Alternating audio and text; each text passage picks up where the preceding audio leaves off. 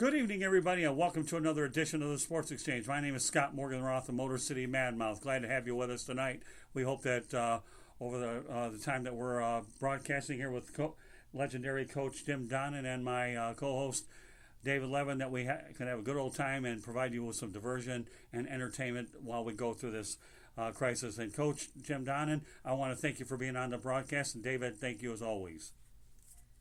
Yeah, I'm really happy to be with you, with David and you too, Scott, and hope we can go over some things here, give a little diversion with everything that's going on in our world, and just try to kick back and talk a little bit about sports tonight. That's what we're going to do. Coach, I got to tell you, time flies so much because I remember when you and I hung out at the New Orleans Superdome when FAU took on Memphis, and FAU won their first bowl game ever under Howard Schnellenberger. So I'm so thrilled to have you back on the program. And again, it's just, to me, it's a privilege to be able to talk to a classy individual such as yourself. Well, that's nice of you. I remember that night. FAU's on fire and did a tremendous job and was well prepared like all of Coach Schnellenberger's teams. And it was just a monumental thing for the program to get off to that kind of start. And, we've had some peaks and valleys since then, but, the evolution of the new stadium down there and then the change in coaches, and then now with,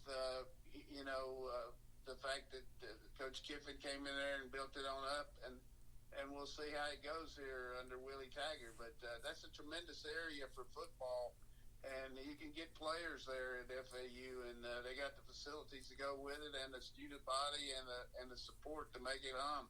It was a tremendous night, obviously, meeting you, but also being at a bowl game where you had two mid-major schools playing one another. Rusty Smith, I know, was the quarterback for Florida Atlantic, and Howard Schnellenberger I've known for an eternity since the early 80s. So he saw me when I was probably like 105 pounds all the way up to over 200. Won't tell you how many whoppers I've had, although I did one time get to a whopping 276, and now I'm down to about 215 pounds. So I think we've done a little bit better. That's good. But I also remember that night, the day before, I met Coach Bob Davie out at the airport because he was coming in to do the game on TV, and I was doing it on radio. And I think he was doing it with Mark Jones. And we just happened to share a ride into New Orleans, into where we were staying, and it was kind of nice to, two old coaches just getting out of coaching, really, had been out for just a couple of years, and we were talking about, the fact that how impressed we were with the fact that team at FAU had got it going. But I remember very vividly Bob Davie then. Now he did a great job on TV and had some up and down years here at New Mexico. But I remember that very vividly, that game. Okay, let's talk about some things that, we'll begin, first of all, about the players that you coached. Who are some of the best players, probably not only academically, but athletically, that you've coached? Well, I probably had more players that were good athletically than I did academically, although we've had some really good that have gone on to become doctors, and a couple quarterbacks that are doctors. One's an anesthesiologist right down there in Florida right now. Marlon Adler played for me at Missouri. But, quarterback-wise, I was fortunate to have several really good quarterbacks that ended up being good in the pros. Troy Aikman at Oklahoma, who then transferred to going on to UCLA, and then Chad Pennington at Marshall, Gary Huff at Florida State. Just a lot of really good quarterbacks. And my son Todd had a tremendous career along with Michael Payton up at Marshall. But really the two best players that I ever coached probably were Champ Bailey here at Georgia, just an unbelievable athlete, now in the Pro Football Hall of Fame, and probably going to get in the College Hall of Fame pretty quickly. But could play both ways, had great speed, quickness, played in the Pro Bowl like 13 straight years. And then at Oklahoma, we had Keith Jackson, who was just a consummate tight end, a tremendous athlete, just an all-around great player that could do anything. And after graduation, did really well in the pros, and now has nonprofit agency there in Little Rock, where he works with underprivileged kids and does just a tremendous job for the community. And Keith means a lot to the whole state of Arkansas, what he's able to do with that agency he has. And everybody needs to keep up with it, because it's really a yeoman type deal, and it really makes a lot of sense for what he's doing for that community. Okay, Coach, let's talk about some of the big games that you participated in. I know that you coach against Steve Spurrier, and how do I really downplay the fact that Marshall in 1992 won the NCAA Division I AA national title? So, I mean, those are two things, and you can go ahead and add to this, but those are the things that stood out as I looked things up. Well, I didn't have that great a record against Coach Spurrier, that's for sure. We were kind of on the rebuilding area here at Georgia when I got in here, but we were able to beat him once. But, Steve's one of the best coaches I ever went against, without question. He's just a tremendous offensive coach and a good recruiter and a really good guy. He really cares about his players, his coaches, and, he says what he thinks, which is okay with me. I like that. He's a straight shooter, but we had some really big wins there at Oklahoma. Won the national championship right down there in Miami in '85 with a really good team at Oklahoma, and really had a good team in '86 and '87, but lost one game to Miami and didn't make it in the championship game in '86. But we played again in '87, and Miami edged us out. But really had a great run there at Oklahoma, 33-3 over 3 years. Under Coach Switzer, just a tremendous coach and a guy that really was a mentor to me. And then having a chance to take that Marshall team and kind of put them on the map. We had a lot of good players, coaches, just great people to be around, with all the tragedy that happened in Marshall with the plane wreck there in, the early 70s, and the whole town was just decimated. But to come back and build a new stadium and build a TV contract and just get everything going up there at Marshall and play for the championship 4 out of the 6 years we were there was very, very rewarding to me. Coach, the numbers speak for themselves. Your head record as a head coach was 104-40, and you were 4-0 in bowl games. How much does that mean to you that you're able to go perfect in bowl games? Well, we weren't playing in the major bowls here. We were just glad to be in them because Georgia was on probation. But we had a couple big comebacks, one against Drew Brees there in the Outback Bowl when we were down, and then against Virginia in the Beach Bowl here in Atlanta. But, our playoff record was really good there at Marshall, too. I mean, we won a lot of games there, 16, I think, and 4 in our playoff game. So it always means a lot to you when you can win the big game and do a good job at the end of the year. But that's a lot has to do with good players and really having good coaches. I ended up with a lot of good coaches that became head coaches and ended up actually coaching in pro ball too. Doug Marone's the head coach at the Jaguars now, was one of my coaches here, and he's done a tremendous job in college and pros. The last couple of years have been up and down for him at the Jags, but I think he'll get it going again back there because, he's just a driven guy, and I hope he makes it. Now, I know you were the bridge between Ray Goff and Mark Richt. So run that through that sequence, what it was like to be able to, transition from one to the other, and what type of program that Georgia became.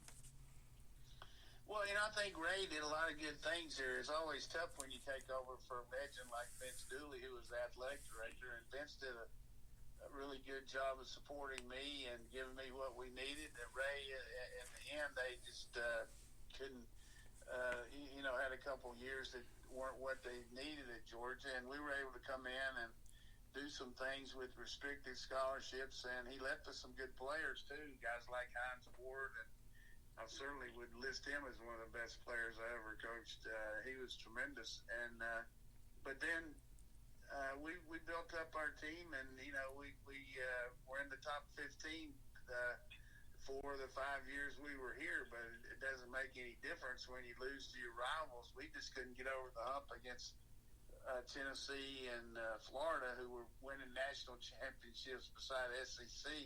So that's no excuse. And then Georgia Tech had a role in there too with Coach O'Leary was doing well, and we lost a couple controversial games to them, but at the same time, they deserved to win. So, when you don't win on the level that your administration wants you to win, then they made a change. And Coach Rick goes without saying, when he came in here, we had some really good players in place. The first year he had the same kind of growing pains any team would have, and being 8-4. But then the second year he won the SEC. So I was glad to see guys like David Pollock and some of those guys that we'd recruited in that last class really help them.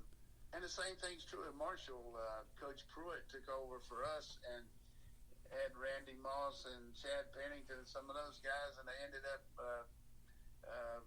not losing a game the first year we were gone, and only lost 3 the next year when they went to the Division I. So felt like we laid some good pipe for them, but all these coaches did well on their own too. Okay, you were inducted into the College Football Hall of Fame as a coach in 2009. I know you got to be extremely proud to get such an honor. To be inducted into a Hall of Fame, to me, is just unreal.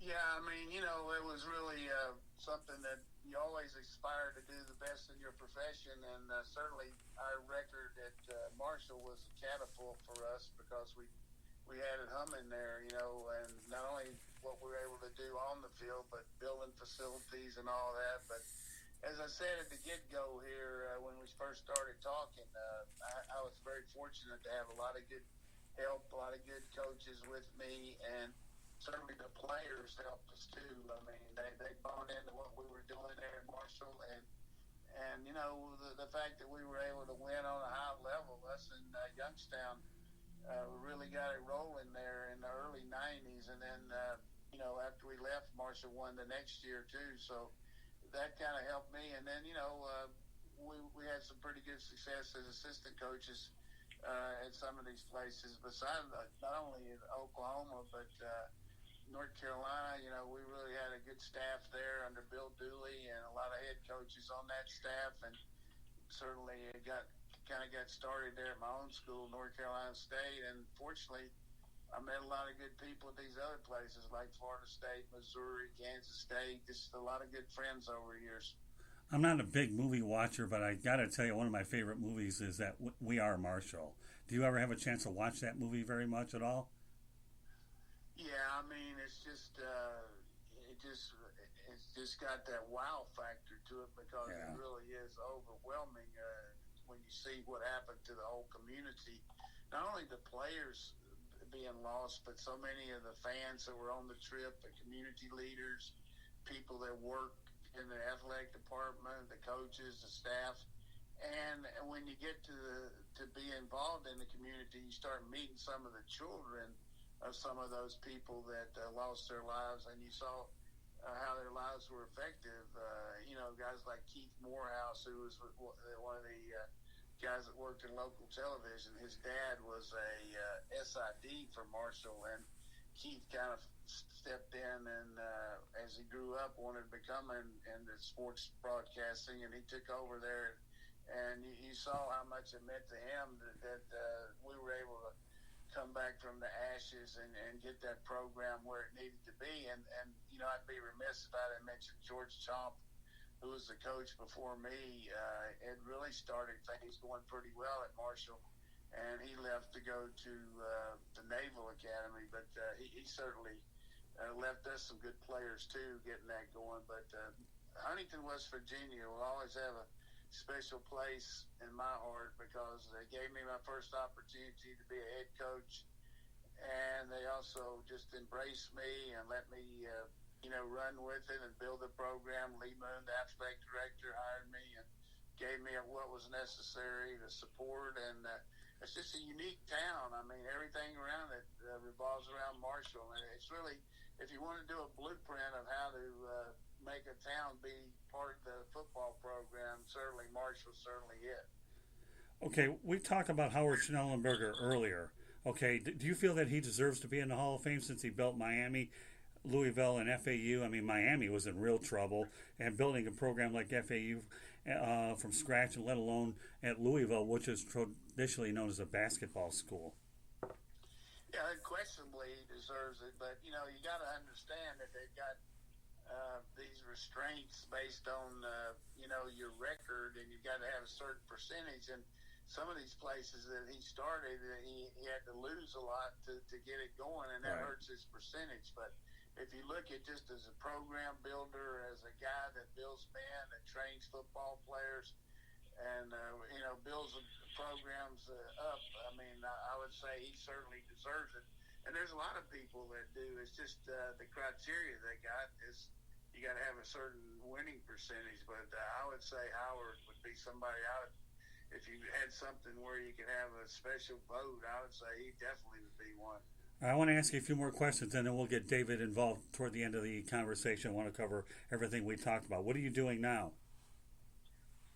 Well, I'm in the fourth quarter up here. I mean, I'm 75, so I'm really got a situation here where I try to take care of myself. I still play some tennis, and I enjoy watching Kirby Smart, the head coach here at Georgia, who played for me, was an all-conference defensive back and all-SEC academic player here, who's done a terrific job building this program up and taking it to the next level. And I get occasion to go over there and watch them practice a little bit, but not a whole lot. And then I do a little bit of local radio, just to kind of supplement Kirby, and people still like to ask the old coach what he thinks. But, really I've gotten out of TV and radio. I don't do any traveling anymore. I just hang around here and try to see my grandkids and keep up with them, and enjoy being around my wife and trying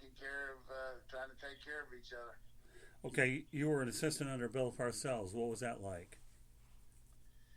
I never was under Bill Parcells. Bill and I coached together at Florida State. Okay.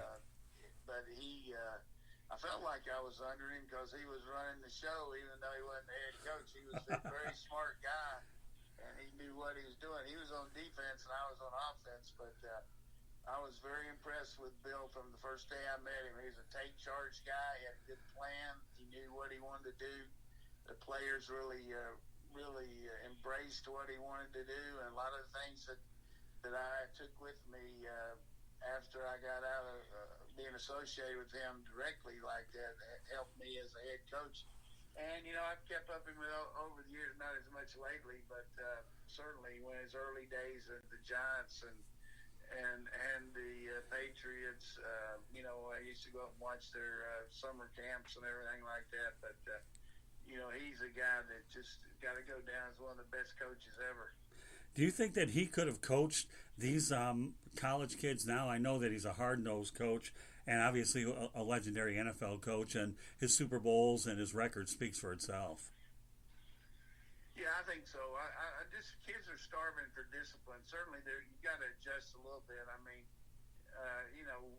like some coaches now, they know that these kids are locked into their phones and everything like that, so they just tell them, hey, we're going to take a break after 30 minutes and you can go check on your phones and stuff like that. I mean, coaches have to adjust a little bit too, but I think kids are looking for leadership. They're looking for guys that know how to win, and you got to have discipline if you're going to win. You got to be there's different ways to skin a cat, but teams that have a lot of penalties and mistakes and that are loose on the field and off the field aren't going to win many games. So I feel like whether he be coaching Little League or junior high school, or college, I feel like he would do well with it. All right, let's talk about what the players are going through now. You have the transfer portals. It's probably where you have more freedom to go from one school to another. So I'll let you kind of run with that where you want, because I know there's so many different layers to this whole thing. Well, the thing about it is there's a contract between you and a young man. You're giving him a chance to get a free education and certainly get a stipend now, which I think is great. They deserve some of this money. The college athletics is all about, but everything's up in the air right now with we don't know what the schedule's going to be, and certainly this is immaterial compared to what our country's going through. But in the overall view, the transfer portal to me, I just think it's too easy to leave and quit. You got to fight it out. Some of the best players I ever coached ended up really developing their junior and senior year and really turned out to be tremendous players, but you don't see that. It's win now, baby type deal. These kids are getting people in their hometown. Look, you're not getting the fair chance. You need to go somewhere else. So, but I see it's good if the handwriting's on the wall and you can't play there and you got a lot of good players, then the transfer portal certainly offers an opportunity. But I'm not real big on kids just jumping out and leaving after their first year. And the thing that's hard to manage now is the 85 limit. When so many of these good teams, these high echelon programs, have these kids coming out their junior year, so all of a sudden you think you're going to have a running back for 4 years, and then he leaves after 3, and you got to supplement that right away, and it's hard to do. I mean, particularly if all of a sudden a couple transfer on top of it, and you end up with really good players, except for maybe 1 or 2 positions, and all of a sudden your team's hurt. So not only you got to look at the transfer portal, you got to look at the fact that you got kids that are coming out early to go in the pros. You got injuries, and then the other thing you got now is an early signing period where some of these kids want to come in and sign early and start school in January their freshman year instead of in September, and get spring practice in. That's all well and good as long as you got enough numbers where you can take them. But let's say Johnny Football wants to go one place and he can't go there because they don't have a scholarship till the summer. So all of a sudden you lose him because you've been keeping your players, whereas another school that's been having them transfer and come out early has plenty of scholarships. So you get penalized a little bit for that. But you definitely got to be a roster management type guy, kind of like the NFL guys keeping up with their guys on the salary cap. You got to do the same thing in college on the numbers. Well, 2 players that came to mind where the transfer portal benefited them. Joe Burrow leaves Ohio State to win one, and LSU, and Jalen Hurts didn't want to sit behind Tua, and he had a pretty good record at Oklahoma. Those are a couple that stand in mind. So I understand that it's too easy to get out of it, but in some particular guy's case, it does. You're exactly right. I'm for that when a guy has been around for as long as those two. They certainly, that's what I was talking about. The junior, senior year, if you hadn't had the shot, Joe is just a great example of a guy growing up in a background of his dad being a coach. Jimmy Burrow was a graduate assistant at Nebraska when I was coaching at Oklahoma, and he's a tremendous assistant coach there at Ohio University there in Athens, Ohio, and we did a couple games for him on Tuesday night football there on ESPN, and I was just really impressed with him. I didn't have any idea. I think Joey's probably in the 6th grade then maybe, but he was throwing the football around out there before the game. He really looked good then, and then Jalen Hurts is just the ultimate team guy. He had tremendous success at Alabama, not losing many games, and then Tua comes in on top of him.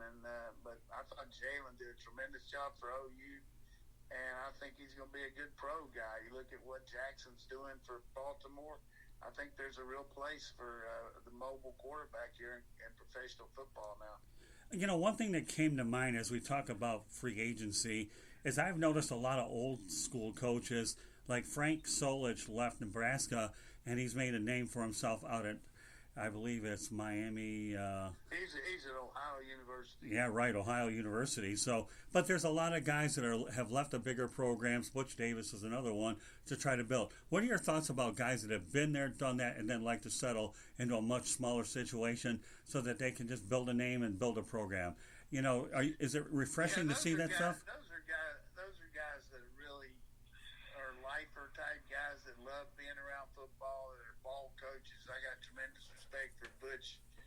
He was at Oklahoma State when I was at Oklahoma, at Miami when I was at Oklahoma, and I've kept up with him over the years. And he knows what the blueprint is. He knows that Dade County area, and he can go get players and in Dade and Broward, and he's just what the doctor ordered there for FIU. And then, of course, Frank Solich had a tremendous record at Nebraska. I mean, they haven't won anywhere near like they've won when he was there, but they just weren't beating Oklahoma and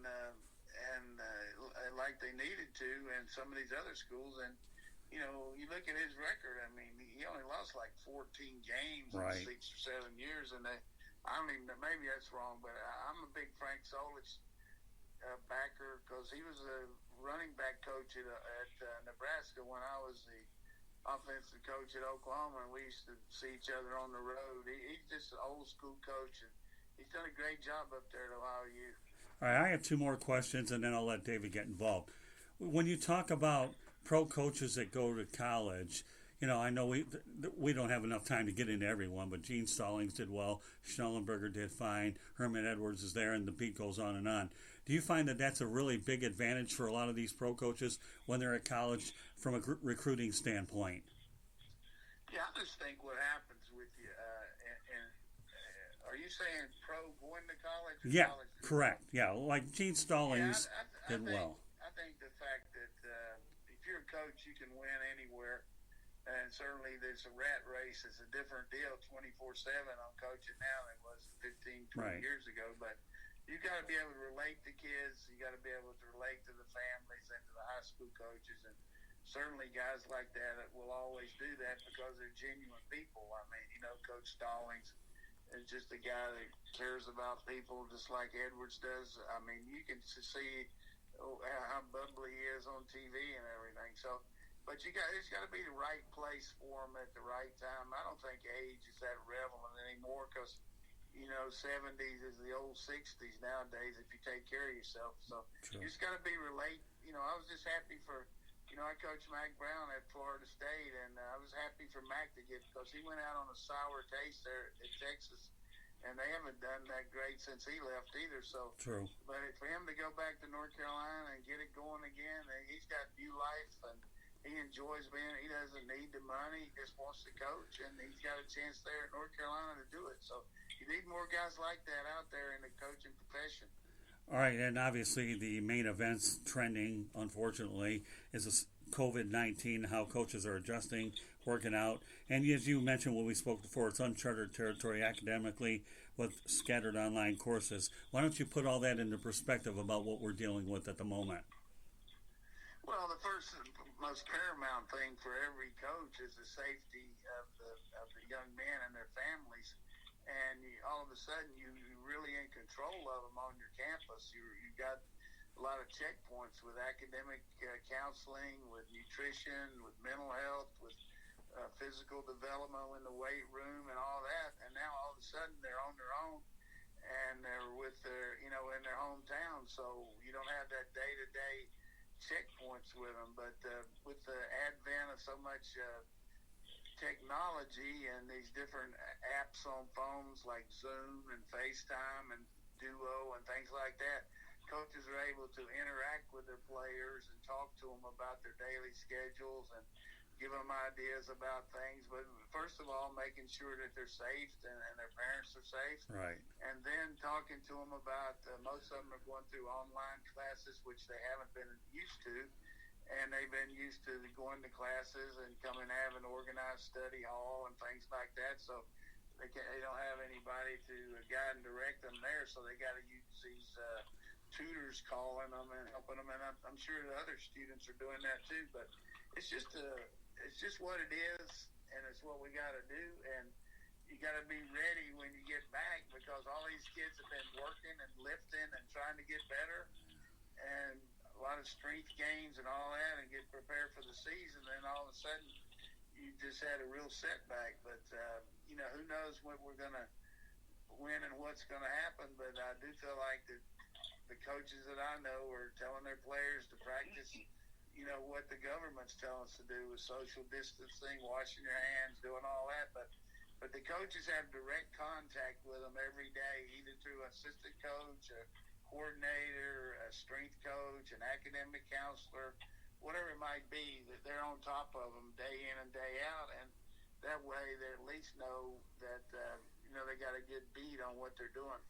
Well, the only thing I knew about Zoom before is what I do on the interstates. Now I've had to do 4 of these things all week, so go figure. All right, David, what questions do you have for Coach Donnan?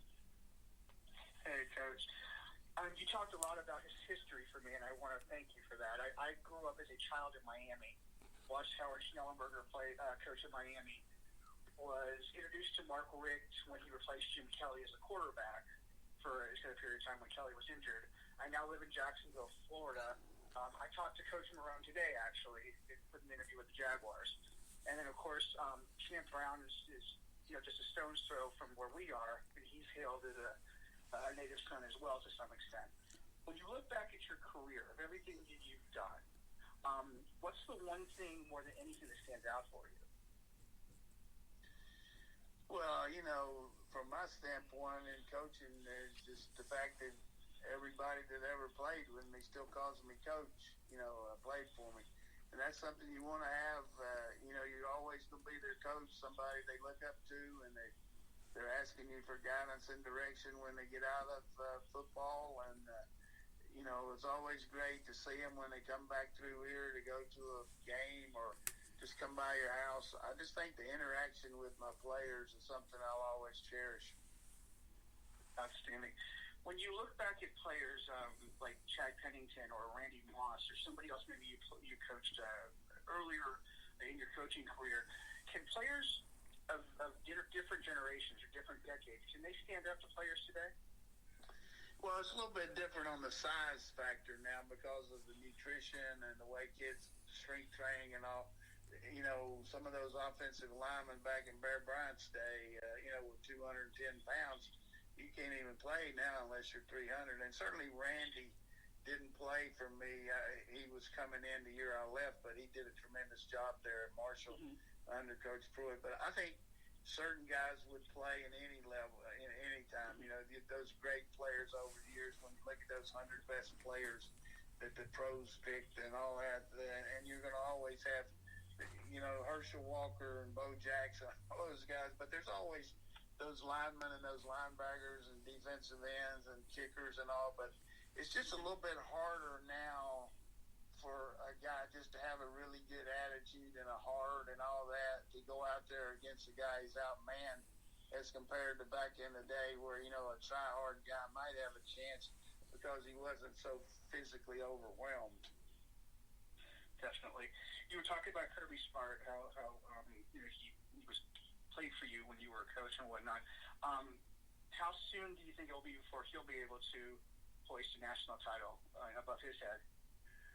Well, that's the deal that everybody in Georgia wants, it's been since 1980, and they got really close in this second year there, got the overtime situation, and then Tua hit that ball on them. But, I think it's just such a competitive thing, and there's so many teams vying for that, and it all comes down to being healthy and how your quarterbacks play and all that. But I do know that the number one thing in any program as far as building a program is acquisition of talent. And he's done that on a level that nobody in the country's done consistently. And 3 straight classes, either number 1 or number 2, as far as how these recruiting people rate him. So we've got a good talent base here. And, he's made some changes on the coaching staff that I'm sure he hopes are going to help them develop some things on their offense. But they got a quarterback graduate transfer from Wake Forest coming in here, but as long as Kirby's here, I feel good that we're going to do it because he's such a driven guy, and he's got that built-in advantage when he goes into a house to talk to a mom or a dad or a student athlete. He's the guy that can say, "Look, I went to school there, I played there, I won there, I got a degree there, I got a master's degree there from there. I know what you can do," and he can really sell this program. And he's done that to this extent. That's great. You actually answered my question, the last question about going into the home and asking because he's been there.